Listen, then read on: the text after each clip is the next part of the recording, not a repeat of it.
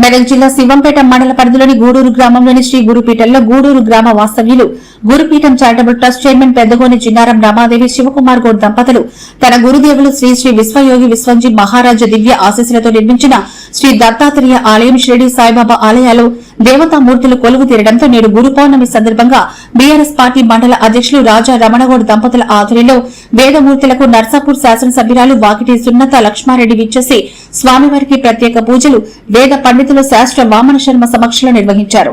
ఈ కార్యక్రమంలో TRS party senior నాయకులు పబ్బా రమేష్ గుప్తా, మాజీ గ్రంథాలయ చైర్మన్ చంద్రగౌడ్, మన్సూర్ మహేందర్ రెడ్డి, వెంకటేష్, ఆయా గ్రామాల సర్పంచులు, ఎంపీటీసీలు, భక్తులు అధిక సంఖ్యలో పాల్గొన్నారు.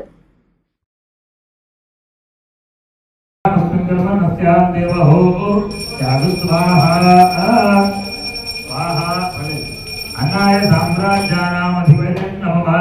ఓం సోమఘోషధీనామధిపతిస్తమావత్తస్మిన్ బ్రహ్మ అస్మిన్ క్షత్రే త్యావాసిష్టాంబురోధాయామస్మిన్ కర్మణస్య దేవహోత్యాగు స్వాహా.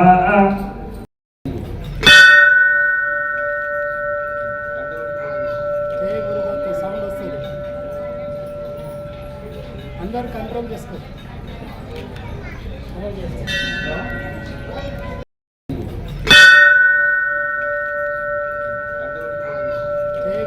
సౌండ్ వస్తుంది,